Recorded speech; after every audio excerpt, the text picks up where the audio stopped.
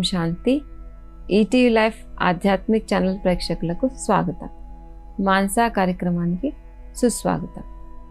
ఈరోజు మనం ఆధ్యాత్మికంగా ఇన్సూరెన్స్ ఎలా చేయాలో తెలుసుకుందాం. చూడండి, ఈ రోజుల్లో ఇన్సూరెన్స్ పాలసీస్ చాలా ఎక్కువైనాయి.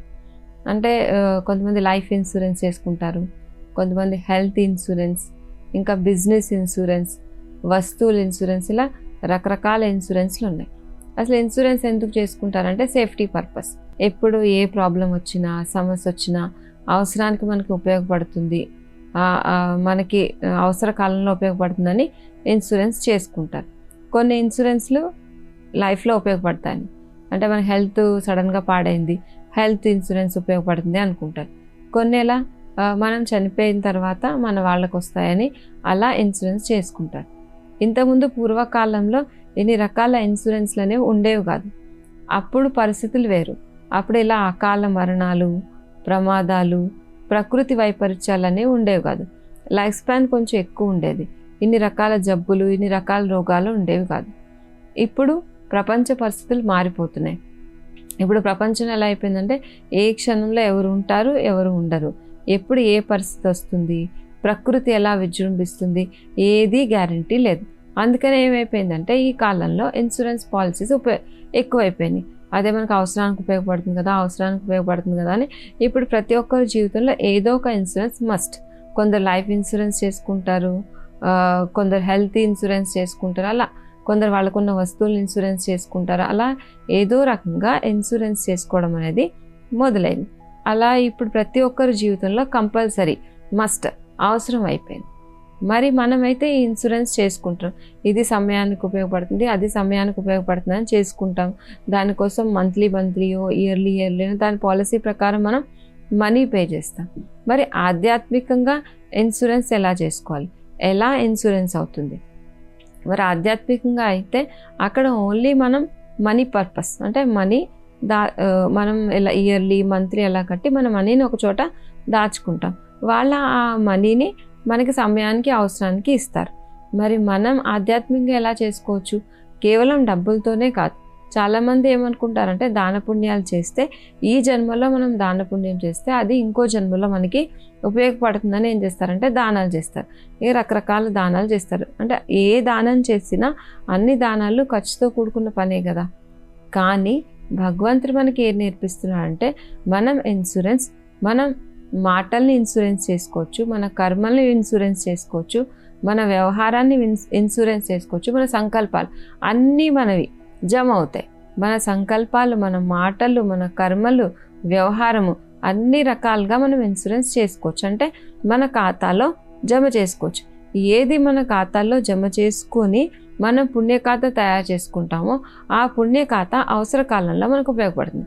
అక్కడ ఎలాగ మన డబ్బుల్ని ఇన్సూరెన్స్ అంటే ఏం చేస్తారు, ఈ పాలసీ అంటే ఇన్ని లక్షలకి ఇన్ని డబ్బులు కట్టాలి, లేకపోతే ఈ పాలసీకి ఇన్ని డబ్బులు కట్టాలి అంటారు. ఆ విధంగా మనం మనీ పే చేస్తుంటే అన్ని లక్షలకి లేకపోతే ఆ వస్తువుకి ఎలా ఇన్సూరెన్స్ అవుతుంది. మరి ఇక్కడ మనం ఎలా ఇన్సూరెన్స్ చేసుకోవాలి అంటే ఇస్తే ఇన్సూరెన్స్ అవుతుంది. ఇప్పుడు మనం మన మాటలతో ఇవ్వచ్చు, మన దృష్టితో ఇవ్వచ్చు, మన ఆలోచనలతో ఇవ్వచ్చు, కర్మలతో ఇవ్వచ్చు. చాలామంది ఏమనుకుంటారంటే మన దగ్గర ఏముంది ఇవ్వడానికి అనుకుంటారు.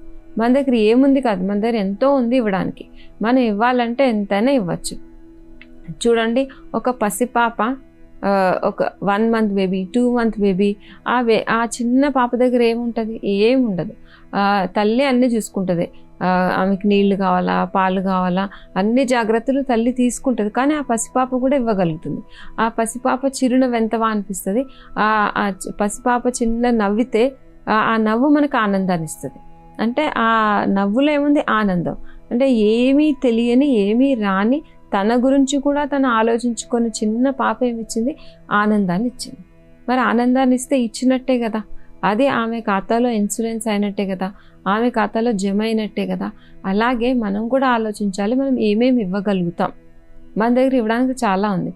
ఇప్పుడు చూడండి, ఒక పేషెంట్ డాక్టర్ దగ్గరికి వెళ్తాడు. డాక్టర్ దగ్గరికి వెళ్ళి నాకు ఇలా ప్రాబ్లమ్స్ ఉన్నాయి, ఇలా రోగాలు ఉన్నాయని చెప్తాడు. అప్పుడు డాక్టర్ ఏం చేస్తాడు? దానికి తగ్గట్టు వాళ్ళకి మెడిసిన్ రాసిస్తాడు. ఈ మెడిసిన్ వేసుకోండి, ఈ మెడిసిన్ వేసుకోండి. అంటే పేషెంట్ డాక్టర్ దగ్గరికి వెళ్ళాడు, మందులు రాయించుకున్నాడు, మందులు ఇచ్చాడు డాక్టర్. అంటే కేవలం మందులు ఇవ్వగలుగుతాడు ఆ డాక్టర్? ఇంకేమి ఇవ్వగలుగుతాడు? సమయం. చూడండి, కొంచెం సమయం ఇచ్చి డాక్టర్ ఓపిక్గా విన్నాడు అనుకోండి, పేషెంట్కి ఏమనిపిస్తుంది? ఎంత ఓపిక్గా సమయం ఇచ్చి విన్నాడు కదా, మళ్ళీ వెళ్ళాలి అనిపిస్తుంది. అంటే మందులతో పాటు డాక్టర్ ఏమి ఇవ్వగలుగుతాడు? సమయాన్ని ఇవ్వగలుగుతాడు, వాళ్ళకి సాంత్వన, ధైర్యం చెప్పగలుగుతాడు. ఏం కాదు, మీకు సరైపోతుంది, ఈ మెడిసిన్ వాడితే తగ్గిపోద్ది అని డాక్టర్ అనగానే పేషెంట్లో ధైర్యం వస్తుంది.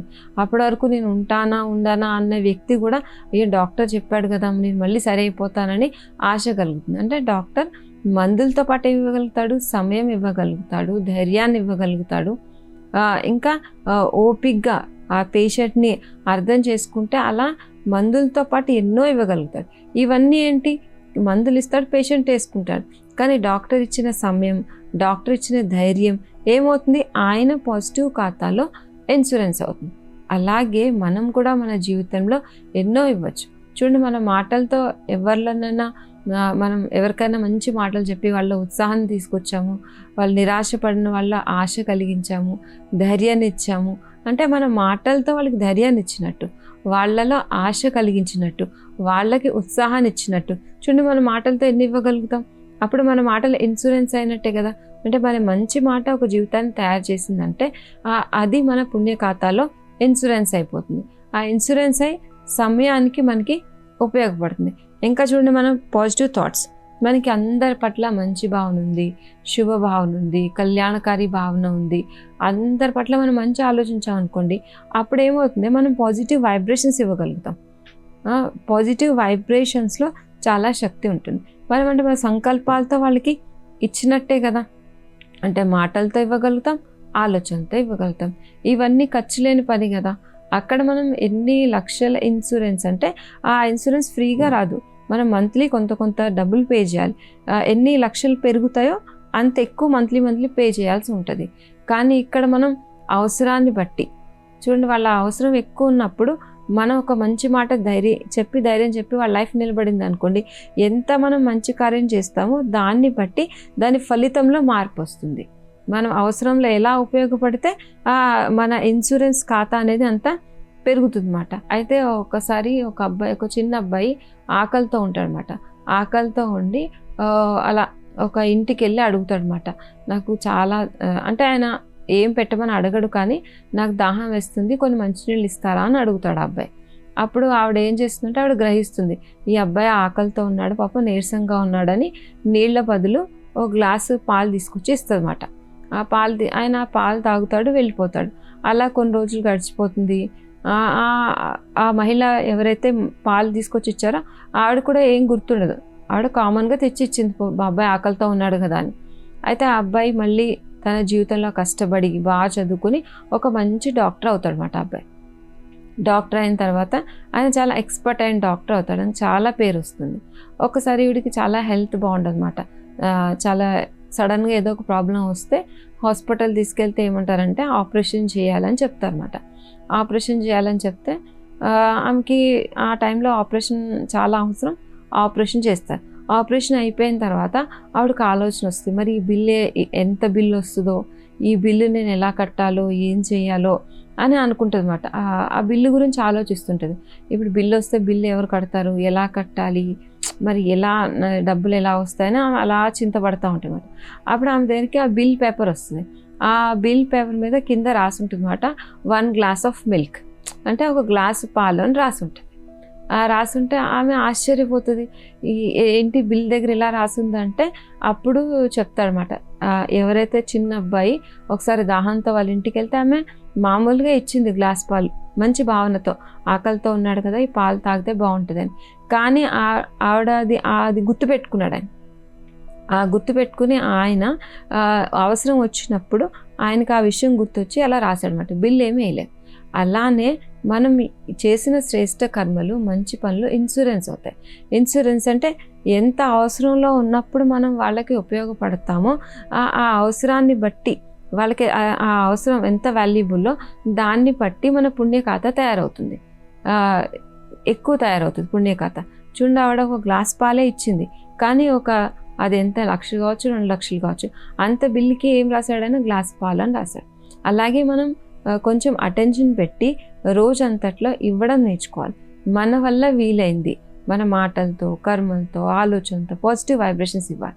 ఇప్పుడు చూడండి, మనం మంచి ఆలోచించే గుణం ఉంది, మనం అందరి గురించి మంచి ఆలోచిస్తాం. ఎవరు ఎలా ఉన్నా సరే అందరికీ మంచి జరగాలి, అందరూ బాగుండాలి అని మనం మంచి ఆలోచిస్తాం. అప్పుడు మన వాతావరణం ఎలా ఉంటుంది? మన చుట్టూ వాతావరణం చాలా ప్రశాంతంగా, శాంతంగా ఉంటుంది. అంటే మంచి వాతావరణం, మంచి ఆలోచనలతో మంచి వాతావరణం తయారవుతుంది. ఎవరైనా మన ఇంటికి వచ్చారనుకోండి, అప్పుడు వాళ్ళు ఏమంటారంటే, మన ఇంటికి వచ్చిన తర్వాత మనం సత్కరిస్తాం, వాళ్ళకి భోజనం పెడతాం, ఏదైనా బహుమతి ఇస్తాం, అన్నీ చేస్తాం. కానీ వాళ్ళకి ఏం గుర్తుంటుంది? ఫలానా వాళ్ళ ఇంటికి వెళ్తే ఎంత శాంతంగా ఉంది, ఎంత ప్రశాంతంగా అనిపిస్తుంది. వాళ్ళు మనం ఏం పెట్టాము, భోజనం గుర్తుండదు, ఏమి ఇచ్చామో గుర్తుండదు, కానీ ఆ ఇంటి వాతావరణం చాలా బాగుంది అంటే వాళ్ళకి మనం శాంతి సుఖాన్ని ఇచ్చినట్టే కదా. మనం ఇచ్చింది ఏమవుతుంది?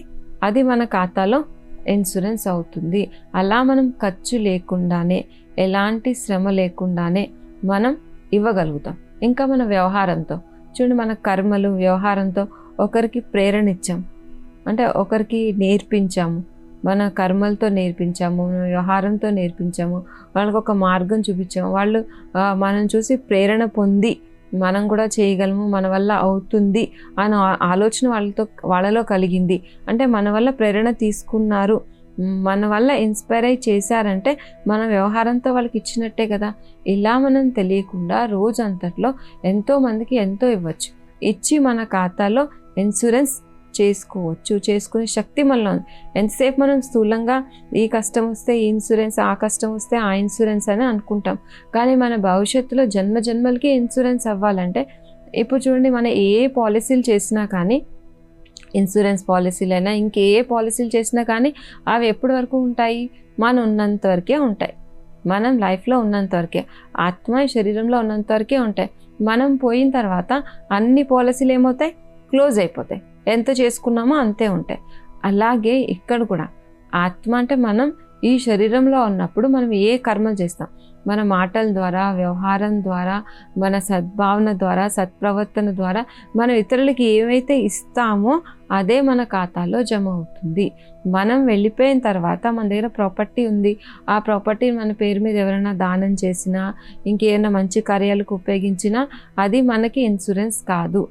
ఎలాగైతే స్థూలంగా ఏ పాలసీలైనా మనిషి ఉన్నంత వరకే ఉంటాయి. మనకి పెన్షన్ వచ్చినా మనం ఉన్నంత వరకే, మనం పోయిన తర్వాత మళ్ళీ పెన్షన్ రాదు. వస్తుందా? రాదు. ఇన్సూరెన్స్ అని ఏదన్నా పాలసీలు అంతే.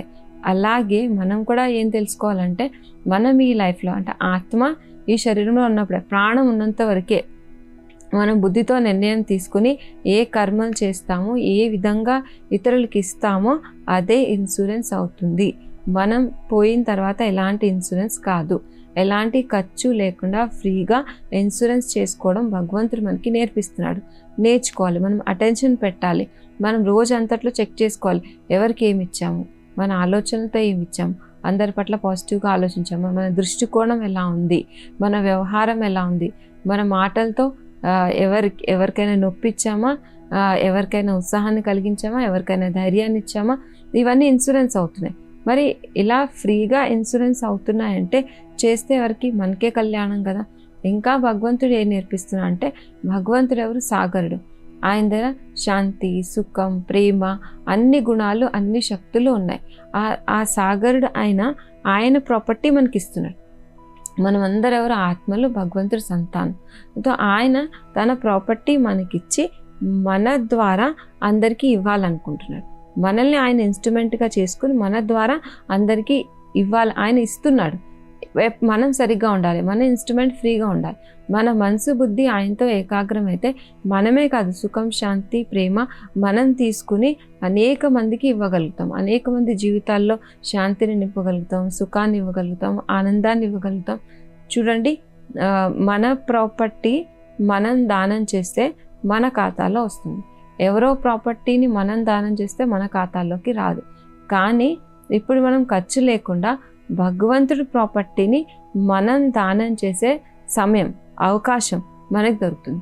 ఎవరైతే పరమాత్మని, భగవంతుని, సర్వశక్తివంతుడైన ఆ సాగరుడైన పరమాత్మని, భగవంతుని అర్థం చేసుకుంటారో, ఆయన్ని తనవాడుగా చేసుకుంటాడో, అంటే భగవంతుడు నావాడైతే ఆయన ప్రాపర్టీ ఎవరిది? మనది.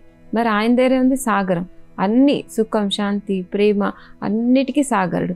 మరి ఆ సాగరుడు మనకిస్తున్నాడు, మనం ఆయన నుంచి తీసుకుని అందరికీ దానం ఇవ్వాలంటే అందరికీ ఈ వైబ్రేషన్స్ని ఇవ్వాలి. శాంతి, సుఖం, ప్రేమ, ఆనందం వైబ్రేషన్స్. అంటే ప్రాపర్టీ ఆయనది. ఇన్సూరెన్స్ ఖాతా ఎవరిది జమ అవుతుంది? మంది జమ అవుతుంది. మరి అది ఇది ఎంత ఈజీ. మంది కూడా ప్రాపర్టీ కాదు, మనం సంపాదించి కష్టపడి పెట్టి అప్పుడు దాన పుణ్యాలు చేయాలని కూడా లేదు. భగవంతుడి దగ్గర ఉన్న శక్తిని మనం తీసుకుని అందరికీ ఇవ్వగలగాలి. ఎప్పుడు ఇవ్వగలుగుతాం? మనం ఒక్క పని చేయాలి అంతే. ఏ పని చేయాలి? ఆయన గుర్తు చేయాలి, ఆయనతో మన మనసుని ఏకాగ్రం చేయాలి. భగవంతుని గుర్తు చేస్తూ ఎంత మనం ఆయన గుర్తు చేస్తామో, ఎంత మనం ఆయనతో కనెక్ట్ అవుతామో, ఎంత మనం ఆయనతో సంబంధం జోడిస్తామో అంతమంది అన్నీ అంటే మన మాటలు, కర్మలు అన్నిటితో ఇన్సూరెన్స్ జరుగుతూనే ఉంటుంది. అంటే భగవంతుడు పాజిటివ్ కదా, ఆయనతో కనెక్ట్ అయితే మన దృష్టి, వ్యవహారము, కర్మ, సంకల్పము అన్నీ ఏమవుతాయి? పాజిటివ్గా అవుతాయి. మనం ఎంత పాజిటివ్గా ఉంటామో అంత ఇవ్వగలుగుతాం, ఎంత మనం ప్లెయిన్గా ఉండగలుగుతామో అంత ఇవ్వగలుగుతాం. మరి భగవంతుడి ప్రాపర్టీని, భగవంతుడి దగ్గర సంపదని మనం అందరికీ పంచాలి అంటే మన మనసు బుద్ధి ఎలా ఉండాలి? ప్లెయిన్గా, నిర్మలంగా ఉండాలి.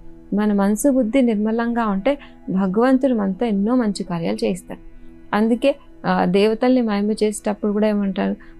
అన్నిటినీ కమలంతో పోలుస్తారు. కమలనైనే, కమల అన్నిటితో, హస్తాలు కమలం, పాదాలు కమలం. పాదాల్లో కూడా ఏం చేస్తారు? కమలం సింబల్ వేస్తారు. అంటే మనం అన్నిటితో ఇస్తే మన దృష్టితో ఇవ్వగలం, మన ఆలోచనలతో ఇవ్వగలం, మన చేతులతో ఇవ్వగలం. అలా అన్నిటితో మనం విశ్వ కళ్యాణ కార్యం భగవంతుడు మనతో చేయించడానికి రెడీగా ఉన్నాడు. మనం కేవలం నిమిత్త మాత్రంగా ఉండి మన బుద్ధిని ఆయనతో జోడించడం నేర్చుకోగలిగితే మనం అన్ని విధాలుగా వర్తమానానికి మనం ఇన్సూరెన్స్ చేసుకోగలుగుతాం, భవిష్యత్ అనేక జన్మలకి మనం ఇన్సూరెన్స్ చేసుకోగలుగుతాం. ఎవరి దగ్గర అయితే హెల్త్ ఇన్సూరెన్స్ ఇవన్నీ ఇన్సూరెన్స్లు ఉన్నాయనుకోండి, ఏదైనా మనం పెద్ద వస్తువు కొన్నాం, ప్రాపర్టీ కొన్నాం, దానికి ఇన్సూరెన్స్ చేసుకుంటాం. అప్పుడు ఇన్సూరెన్స్ ఉంటే మనం ఎలా ఫీల్ అవుతాం? సేఫ్గా ఫీల్ అవుతాం. సరే ఏదైనా నష్టమైనా కానీ అయ్యో ఇంత లాస్ అయిందని కంగారు పడం, దీనికి ఇన్సూరెన్స్ చేసాం కదా రిటర్న్ వచ్చేస్తుంది, మనకేం నష్టం జరగదు, మళ్ళీ సరి చేసుకోవచ్చు, మళ్ళీ కొనుక్కోవచ్చు అని ఎలా ఉంటాం? మనం సేఫ్గా ఉంటాం కదా. అలాగే మనం కూడా మనం అన్ని విధాలుగా ఎవరైతే పుణ్యఖాతా జమ చేసుకుంటారో వాళ్ళ ఇన్సూరెన్స్ చేసుకుంటూ ఉంటారు. ఇన్సూరెన్స్ అక్కడ మనం మంత్లీ, ఇయర్లీ, ఇక్కడ మంత్లీ, ఇయర్లీ కాదు, ప్రతిరోజు, ప్రతి క్షణం మనం మన దగ్గర ఉన్న ప్రతిదీ ఇన్సూరెన్స్ చేసుకోవచ్చు. మన దగ్గర ఏమైనా సమయాన్ని ఇన్సూరెన్స్ చేసుకోవచ్చు. మనం సమయం ఇచ్చి ఒకరి జీవితాన్ని సరిచేసాం, వాళ్ళకి మంచి మాటలు చెప్పాం, సమయం ఇచ్చామంటే మన సమయం ఇన్సూరెన్స్ అవుతుంది. ఇది ఎప్పుడైతే మనకి ఏదన్నా పరిస్థితులు వస్తాయి, సమస్యలు వస్తాయి, ఆ టైంలో ఉపయోగపడుతుంది. చూడ ఇన్సూరెన్స్ అంటే సమయానికి, ఆపద కాలంలో ఉపయోగపడుతుందని చెప్తారు కదా, అలాగే మన ఇన్సూరెన్స్ కూడా ఆపద కాలంలో ఉపయోగపడుతుంది. ఎలా ఉపయోగపడుతుంది అంటే ఆపద కాలంలో అప్పుడు మన బుద్ధి సక్రమైన నిర్ణయాన్ని తీసుకోగలుగుతుంది. మంచి చెడు, ఏం చేయాలి, ఏం చేయకూడదు, మన బుద్ధి కరెక్ట్ డెసిషన్ తీసుకోగలుగుతుంది. ఈ రోజుల్లో ఎలా ఉంది? నిర్ణయ శక్తి తక్కువ ఉంది, ఏం చేయాలి, ఏం చేయకూడదు తోచదు. అందుకే సమస్యలు ఇంకా పెరిగిపోతున్నాయి. కానీ మనకి సమస్య వచ్చినా, పరిస్థితి వచ్చినా ఈజీగా అనిపిస్తుంది. ఎందుకంటే మన బుద్ధి సమయానికి సమయస్ఫూర్తితో కరెక్ట్గా పనిచేస్తుంది. ఏం చేయాలి, ఏం చేయకూడదు, దారి రూట్ క్లియర్గా ఉంటుంది. అప్పుడు మనకి ఏ సమస్యనైనా దాటడం బాగుంటుంది. అంటే వర్తమానంలో ఏది వచ్చినా, ఎలాంటి విఘ్నాలు వచ్చినా, ఎలాంటి పరిస్థితులు వచ్చినా దాటడం ఈజీగా ఉంటుంది. భవిష్యత్ అనేక జన్మలకి పుణ్యప్రాప్తి తయారవుతుంది. ఒకటి దాటడం ఈజీగా ఉంటుంది, పుణ్యఖాతా జమ అవుతుంది.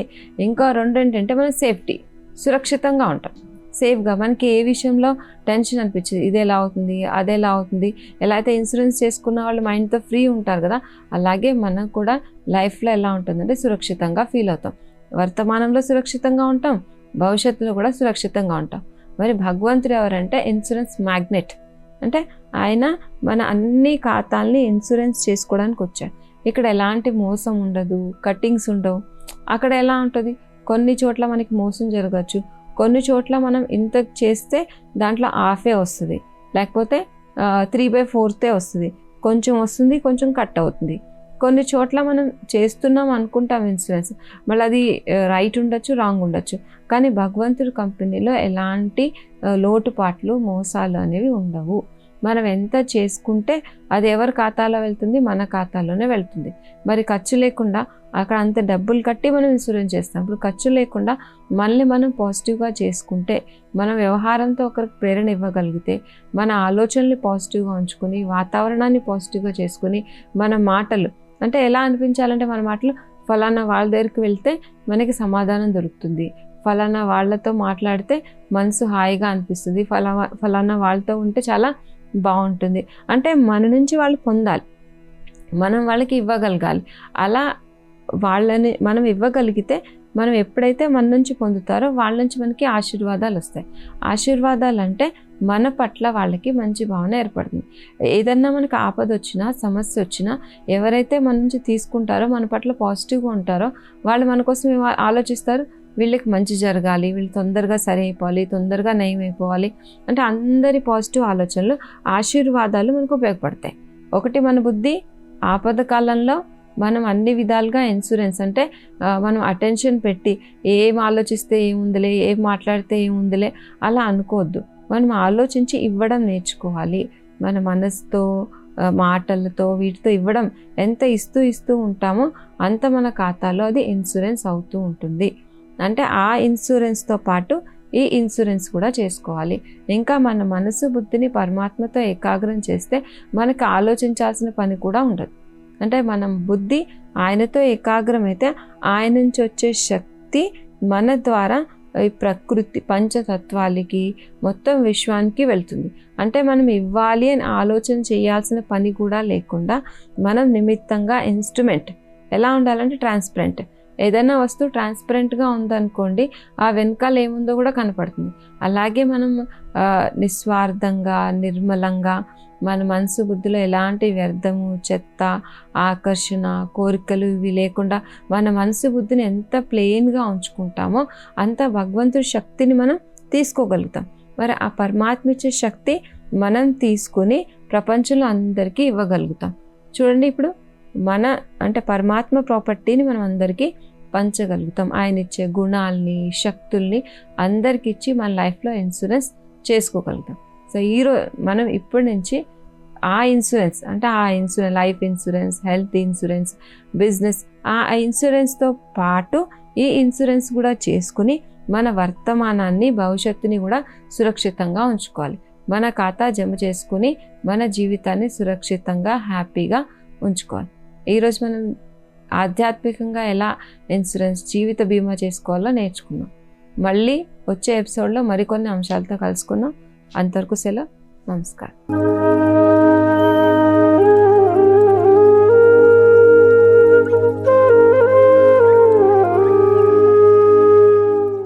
ఈ కార్యక్రమాన్ని తిరిగి చూడాలనుకుంటే www.youtube.com/ETV Life Spiritual లో చూడవచ్చు.